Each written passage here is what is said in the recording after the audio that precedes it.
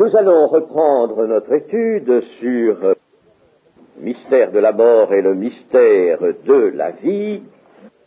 Et après avoir parlé de la chute et avoir médité sur ce qu'était cette chute, sur, en somme, la signification qu'elle prenait, sur les conséquences qu'elle engendrait, alors nous en arrivons à considérer maintenant la puissance du péché qui, nous l'avons déjà dit, est la puissance de la mort. La mort, elle, n'a pas de puissance propre. Si la puissance du péché lui est ôtée, l'aiguillon, eh bien la mort s'évanouit. Il n'y a pas donc de puissance, et pourquoi nous disons qu'il n'y a pas de puissance propre à la mort? On peut dire qu'elle a une puissance tant que le péché est là, comme son aiguillon, mais elle n'a pas de puissance propre, c'est le péché qui en a une. Et avec le péché, c'est celui qui l'étend, c'est celui dont c'est l'œuvre, et qui, lui, est le tentateur, le séducteur, qui étend l'empire du mal. Satan lui-même dispose d'une puissance qui lui est propre, mais il y a la puissance de Satan et il y a la puissance propre de ce mal. Ce mal a une puissance, comme par exemple un mal épidémique, par exemple, a une puissance, et vous savez que quelquefois c'est très difficile d'enrayer une épidémie. Eh bien, le péché dispose, lui, d'une puissance. Le péché a régné par la mort, nous dit Paul, donc toujours dans cet épître aux Romains, c'est bien au chapitre 5 que nous avions tout à l'heure, mais au verset 21, afin que, comme le péché a régné par la mort, ainsi la grâce régna par la justice pour la vie éternelle par Jésus-Christ notre Seigneur. Le péché a régné par la mort, l'ATOB traduit a régné pour la mort. Et le sens, en effet, littéral du grec est celui-ci: le péché a étendu sa domination sur le monde qu'il couvre de la mort. N'oublions pas toujours, c'est une traduction, et bien entendu, le péché a régné par la mort. On pourrait presque comprendre que c'est la mort qui établit le péché, alors que c'est le contraire. Le péché a régné pour la mort, il a étendu sa domination sur le monde. Nous pourrions aussi consulter Hébreux 2.14. Hébreux 2.14. Ainsi donc, puisque les enfants participent au sang et à la chair, il, c'est-à-dire Jésus-Christ, y a également participé lui-même, afin que par la mort il anéantisse celui qui a la puissance de la mort, c'est-à-dire le diable. Le diable, donc, est armé de la puissance de la mort parce qu'il étend l'empire du mal. Jacques 1.15, Jacques 1, verset 15, puis la convoitise, lorsqu'elle a conçu, enfante le péché, et le péché étant consommé, produit la mort. Le péché, toujours, produit la mort. La Bible nous présente l'expérience spirituelle. Expérience spirituelle. Ça peut vous étonner que j'emploie ce mot du peuple d'Israël, d'un peuple qui constamment s'est détourné des voies de Dieu, a cessé d'être fidèle aux commandements, aux ordonnances et d'honorer son Dieu. Alors, j'appelle ça une expérience spirituelle. Eh bien oui, c'en est une, mes amis. C'est une expérience spirituelle. C'est l'expérience spirituelle des péchés du peuple de Dieu, et en cela, Israël, disons-le tout de suite, fait une œuvre dont Dieu entend tirer parti pour nous. Il fait une œuvre. C'est étonnant, cela. Mais il y a plus d'une chose étonnante que l'on comprend, dont on découvre la réalité en méditant, bien sûr. La Bible n'est pas quelque chose à lire superficiellement, sans quoi on n'en relève que la lettre, il faut la méditer. Romains 11 et verset 15. Romains 11, verset 15. Car si leur rejet, leur rejet, c'est le rejet des Israélites, si leur rejet a été la réconciliation du monde, que sera leur réintégration sinon une vie d'entre les morts? Leur rejet a été la réconciliation du monde. Et dans toute cette démonstration du chapitre 11, nous voyons en effet que, par exemple, au verset 18, « Ne te glorifie pas aux dépens de ces branches, les branches naturelles de l'olivier franc. Si tu te glorifies, sache que ce n'est pas toi qui portes la racine, mais que c'est la racine qui te porte. Tu diras donc, les branches ont été retranchées, afin que moi je fusse hanté ou greffé, afin que moi je sois mis à la place des branches. Cela est vrai. Elles ont été retranchées pour cause d'incrédulité, et toi tu subsistes par la foi, ne t'abandonne pas à l'orgueil mécraint. » Vous voyez que Dieu a donc tiré parti. Comme Dieu tire parti de tout, c'est extraordinaire. Par exemple, actuellement, le peuple d'Israël, depuis le 1er siècle de notre ère, est dans la diaspora, dispersé parmi toutes les nations, et ce n'est seulement qu'à notre époque que se profile ce grand événement progressif du rétablissement du royaume d'Israël, de la nation d'Israël, dans le pays de ses pères, dans le pays de l'Éternel. Eh bien, ils ont été dispersés, cela était annoncé dans le Deutéronome déjà, cela avait été redit par des prophètes, Jésus-Christ lui-même l'annonce, cette diaspora, et il semble qu'à ce moment-là, toute la nation juive, tous les membres des tribus se trouvent balayés, envoyés à tous les vents dans toutes les nations, et que c'en est fini. En tout cas, c'est un châtiment très lourd, très grave, mais c'est présenté comme un châtiment. Ils n'ont pas reconnu leur Messie, ils n'ont pas reconnu, ils ont fait preuve d'une incrédulité terrible, et alors ce châtiment est venu les frapper. Eh bien, cependant, ces gens qui, à travers les siècles, subsistent encore, et c'est là quelque chose d'ailleurs d'étonnant, de miraculeux, subsistent dans les nations, après, mettons, 18 siècles passés, voici que Dieu les rassemble. Et pourquoi faire il les rassemble? Eh bien, il va se servir d'eux. Le Seigneur Jésus doit descendre, où donc? Mais dans le pays d'Israël, il va poser ses pieds sur le mont des Oliviers. Et pourquoi vient-il? Il vient comme le roi de Jacob, le roi d'Israël. Et si tout le monde avait été l'Église, si tous les Juifs étaient rentrés au début dans l'Église, n'oublions pas qu'une fraction importante des Juifs a constitué la première Église. L'Église était constituée de Juifs. Bon, par conséquent, ce n'est qu'un reste, comme l'Écriture dit, c'est-à-dire une fraction d'Israël qui a été dispersée, mais elle est importante aussi, cette fraction.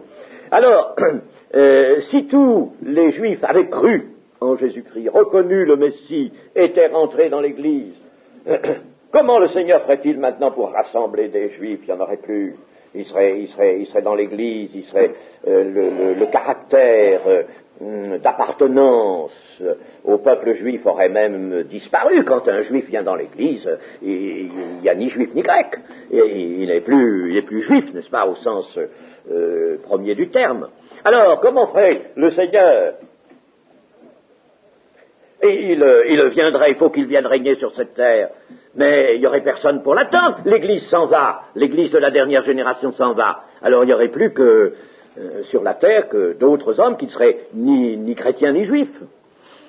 Vous voyez qu'il y a un problème qui se pose. Or, il va se trouver une chose, n'est-ce pas, c'est que ces gens dispersés, Dieu leur pardonne, il ne les a pas oubliés, il ne les a pas abandonnés, et il les rassemble dans ce pays, et là, ils vont, chapitre 12 de Zacharie, l'avons vu l'an dernier, se convertir collectivement, avant que Jésus ne pose ses pieds sur le mont des Oliviers. On a voulu que la conversion se fasse à ce moment-là. Allons, voyons, faut lire les textes.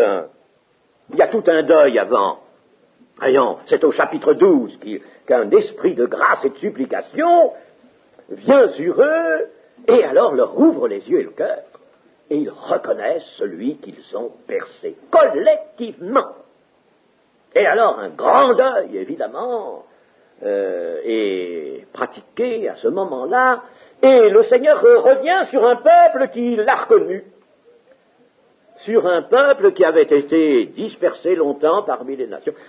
Cette dispersion permet, à la fin des temps, de disposer des 12 tribus rétablies et reconnaissant toutes ensemble le Seigneur Jésus. Vous voyez que, dans le fond, Dieu, n'est-ce pas, sait fermer tous les cercles.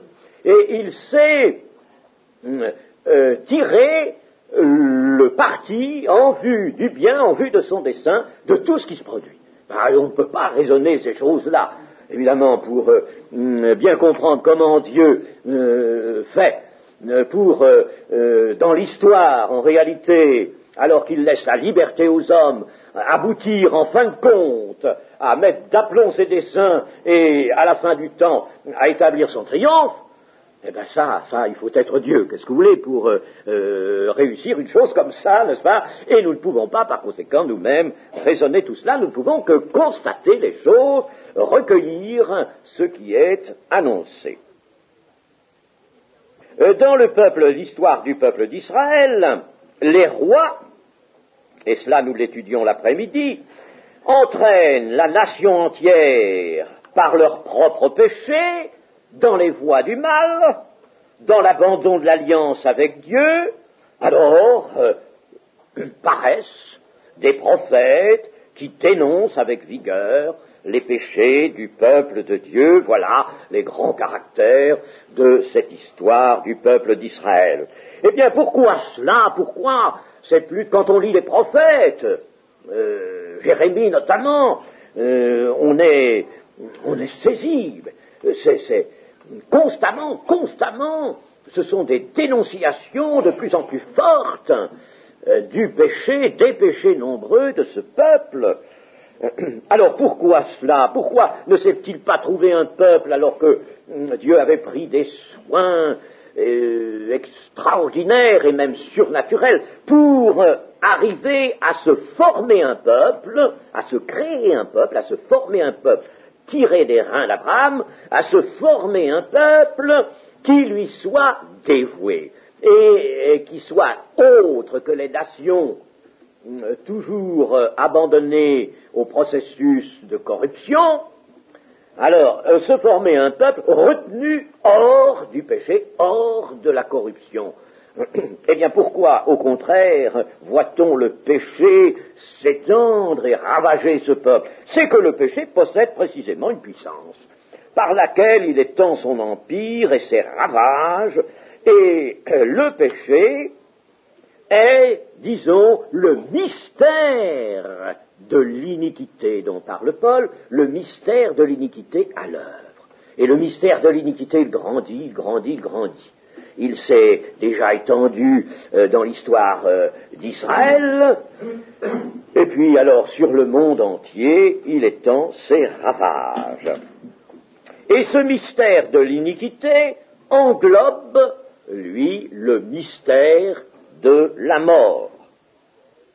La force de la mort est là, et le péché étant présent au fond des cœurs, rappelons-nous ce que Jésus, ce qui souille l'homme, ça ne vient pas de l'extérieur, ce qui souille l'homme, ça, au contraire, ça sort de l'intérieur, c'est de son cœur que proviennent tous les péchés qui le souillent, et qui par conséquent établissent en lui la puissance du péché, développent la puissance du péché et par conséquent de la mort. La force donc du péché est présente au fond des cœurs. Nous lirons quelques textes. Lisons par exemple Jérémie 5:1. Parcourez les rues de Jérusalem, regardez, informez-vous, cherchez dans les places, s'il s'y trouve un homme, s'il y en a un, qui pratique la justice, qui s'attache à la vérité, je pardonne à Jérusalem. Il y en a un. Même quand ils disent l'Éternel est vivant, c'est faussement qu'ils jurent ou qu'ils le disent. Éternel, tes yeux n'aperçoivent-ils pas la vérité? Tu les frappes et ils ne sentent rien. Tu les consumes et ils ne veulent pas recevoir instruction. Ils prennent un visage plus dur que le roc. Ils refusent de se convertir. Je disais, ce ne sont que les petits. Ils agissent en insensés parce qu'ils ne connaissent pas la voie de l'Éternel, la loi de leur Dieu. J'irai vers les grands et je leur parlerai, les grands ou les forts, car eux, ils connaissent la voie de l'Éternel, la loi de leur Dieu. Mais ils ont tous aussi brisé le joug, rompu les liens. Voilà, n'est-ce pas, une situation bien caractérisée par le prophète, que ce soit les petits, les faibles, bon, ça se comprend encore, nous allons aller vers les grands, les forts, là. Et puis quand on arrive vers les forts, qu'on examine un peu comment ils se comportent, c'est la même chose, ils méconnaissent la loi entièrement et la foulent aux pieds. Nous pouvons lire Ésaïe 59, c'est très intéressant, vous voyez ces prophètes-là, qui nous montrent la puissance dont dispose le péché. Et cela, chers amis, nous chrétiens, nous avons besoin de savoir. Tout ça, ça nous instruit. Parce qu'on arrive quelquefois dans l'Église à oublier complètement que le péché a de la force. On oublie. Par la grâce, oui, la grâce c'est très bien, mais si vous oubliez à quel point vous avez besoin de la grâce, parce que vous oubliez la force du péché, alors un beau jour, vous apercevez que votre vie chrétienne, elle est loin d'être vraiment ce qu'elle devrait être, loin d'être valable. Vous vous êtes laissé tout simplement reprendre par le péché, qui n'est pas toujours un péché grossier, un péché tellement caractérisé moralement, mais c'est le péché, c'est la transgression. Vous êtes en dehors des termes de l'alliance, en dehors de l'esprit de l'alliance. Et pourquoi? Oh, parce que dit, moi ça va bien, moi oh non, j'ai pas peur, moi, vous donnez une fausse sécurité, vous oubliez la puissance du péché. C'est tout ça dont nous est utile, vous voyez que la méditation de la Bible nous est constamment utile. Alors nous lisons Ésaïe 59, verset 1. Non, la main de l'Éternel n'est pas trop courte pour sauver, ni son oreille trop dure pour entendre. Mais ce sont vos crimes qui mettent une séparation entre vous et votre Dieu. Ce sont vos péchés qui vous cachent sa face et l'empêchent de vous écouter.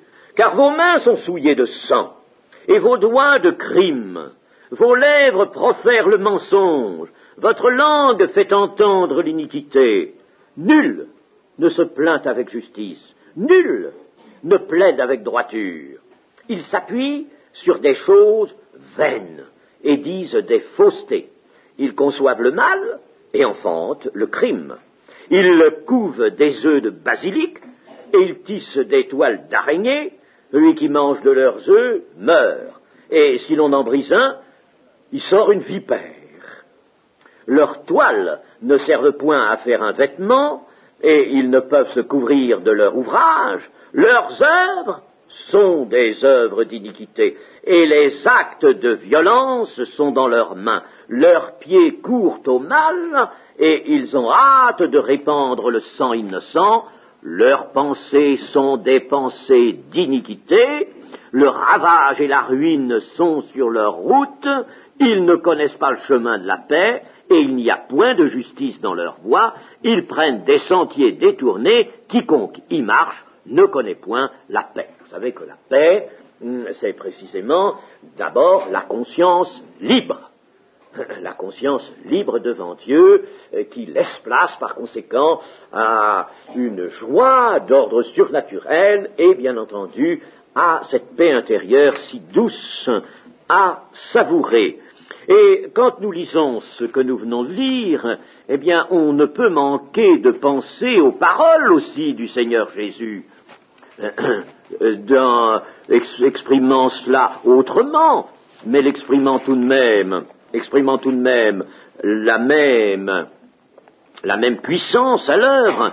Voyons par exemple dans Jean 3, verset 18, « Celui qui croit en lui n'est point jugé, mais celui qui ne croit pas est déjà jugé, parce qu'il n'a pas cru au nom du Fils unique de Dieu. » Et ce jugement, c'est que la lumière étant venue dans le monde, les hommes ont préféré les ténèbres à la lumière, parce que leurs œuvres étaient mauvaises.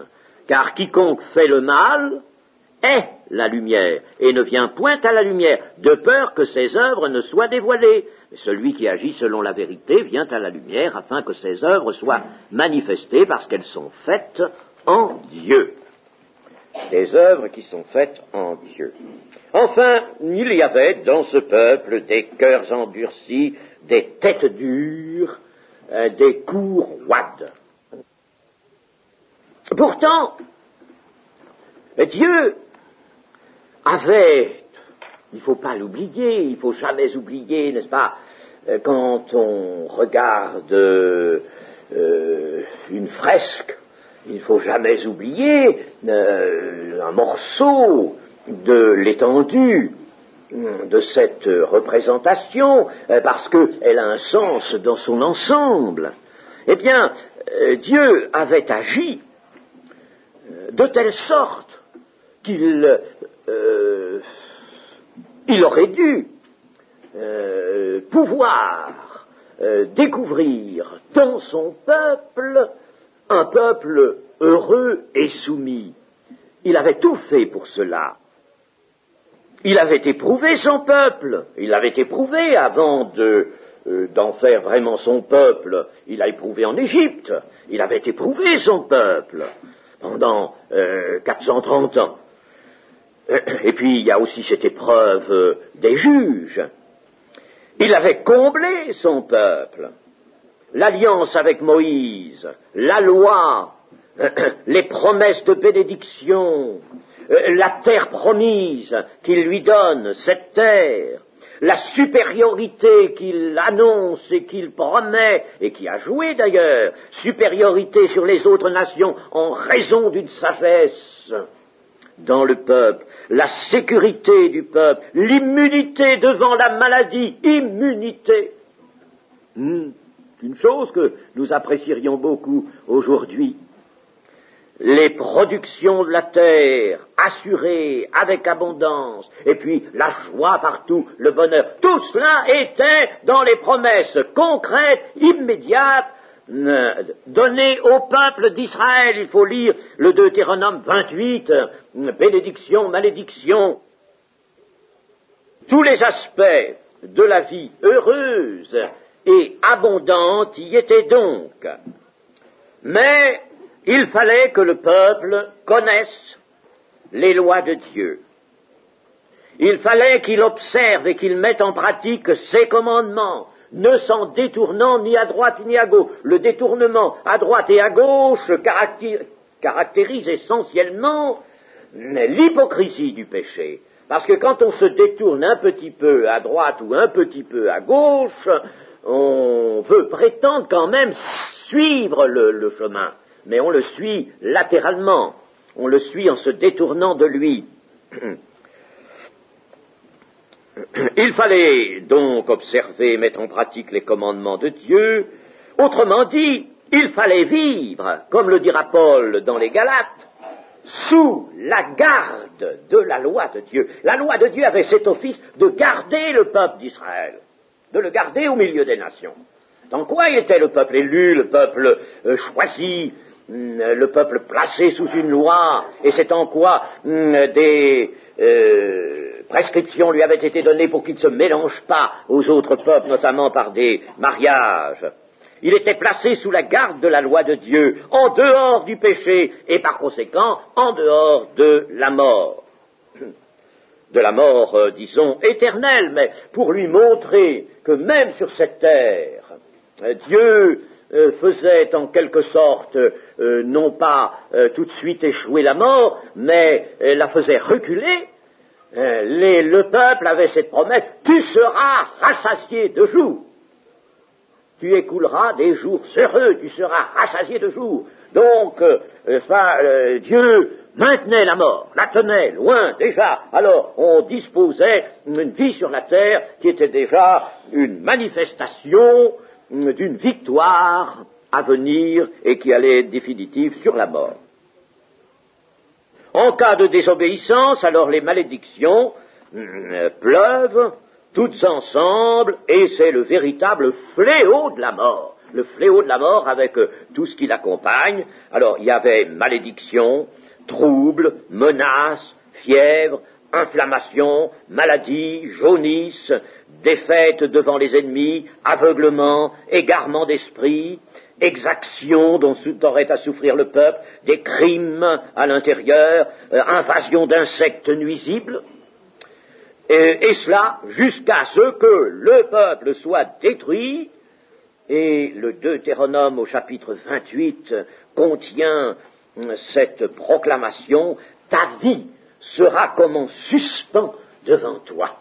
Ta vie sera comme en suspens devant toi. Tu ne la tiendras pas, tu sauras qu'elle va t'échapper, qu'elle est fragile. Et puis même, le matin, tu diras, puisse ce jour me voir mourir. Tu espéreras la mort. Ne voit-on pas donc se dégager dans ces alternatives de bénédiction et de malédiction, de vie heureuse ou de vie malheureuse, un principe? Ne voit-on pas sortir de là un principe immuable et universel? Il faut, mes amis, par réflexion, voir cela, n'est-ce pas? Il y a là une synthèse qui s'impose. Eh bien, ce principe immuable qui se dégage est celui-ci: la loi de Dieu fait vivre. Et il est exprimé. La loi de Dieu fait vivre. Tu vivras par la loi de Dieu. La loi de Dieu fait vivre. Son abandon fait mourir. Voilà. Et d'une manière quasiment scientifique, voici qu'un psaume l'exprime, cela. Un psaume l'exprime, c'est le psaume 119, le psaume 119, verset 88 à 91. Rends-moi la vie selon ta bonté, afin que j'observe les préceptes de ta bouche. À toujours, ô Éternel, ta parole subsiste dans les cieux. De génération en génération, ta fidélité subsiste. Tu as fondé la terre, et elle demeure ferme. C'est d'après tes lois, ou c'est par la résultante de tes lois, si vous voulez, c'est en conséquence de tes lois que tout subsiste aujourd'hui, car toutes choses te sont assujetties. Toutes choses dépendent de toi, à travers même ces lois que Dieu a données à l'univers. Dans l'univers, il y a des lois qui descendent jusqu'à la matière, qui vont régir l'existence de la matière. Si certaines lois, par exemple, subitement étaient transformées, eh bien, la matière retournerait dans le néant. Donc, la matière subsiste par des propriétés qu'elle ne peut pas transgresser. Une barre de cuivre ne va pas dire, moi, je ne veux plus me dilater de telle et telle quantité quand la température varie de tant de degrés, je veux changer ça. Eh bien, si la barre de cuivre pouvait changer ça, l'homme, lui, a changé les lois, eh bien, s'il pouvait changer ça, le cuivre cesserait d'exister à l'instant. Ah, et voyez comme quelle profondeur ici, et quelle énonciation magnifique. C'est d'après tes lois, c'est par la puissance de tes lois que tout subsiste aujourd'hui, car toutes les choses, tout ce qui existe, t'est assujetti, dépend de toi, dépend de tes lois, de ta parole. Mais ta parole, elle est solide, elle est ferme. Elle est marquée par une fidélité, par une constance. Et puis, alors, tout doit subsister. Mais si les lois sont méprisées, si les lois sont transgressées, alors l'existence, évidemment, est touchée, est atteinte, elle est en cause. C'est véritablement un passage extrêmement intéressant, important, c'est une véritable énonciation scientifique. On peut dire, lorsque l'on a dit que la loi de Dieu fait vivre, que son abandon fait mourir, mais que malheureusement le péché dispose d'une puissance, que le diable, lui, avec la sienne, il souffle, n'est-ce pas, il souffle sa puissance, qui est d'ordre spirituel aussi. Alors on peut dire, il n'y a pas de solution. Il n'y a pas de solution au drame humain. Il n'y a pas de solution. Le péché s'étend, le cœur de l'homme se sclérose, s'endurcit. La loi n'a pas apporté la solution elle-même aux conséquences du péché. Le peuple n'y a pas trouvé son bonheur et sa prospérité. Pourtant, c'était chose à espérer. Le péché progresse, l'homme apparaît impuissant, quoique responsable. Il n'y a pas de solution à vue humaine. Il n'y a aucune solution au drame humain. Il importe de savoir cela, il importe de le dire, parce que si on ne voit pas précisément là cet aboutissement des conclusions lorsqu'on a pris connaissance de l'histoire, qu'on a pris connaissance des faits, si l'on ne voit pas cet aboutissement, on ne va pas comprendre alors l'œuvre de rédemption de Dieu.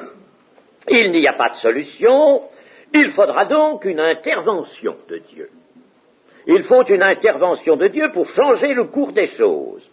Il faudra par conséquent une lutte que Dieu lui-même entreprenne, une lutte ouverte contre le péché et contre la mort et contre sa cause, qui est le péché. Il faudra vaincre le péché, vaincre celui qui s'en sert, Satan, il faudra le vaincre aussi, lui.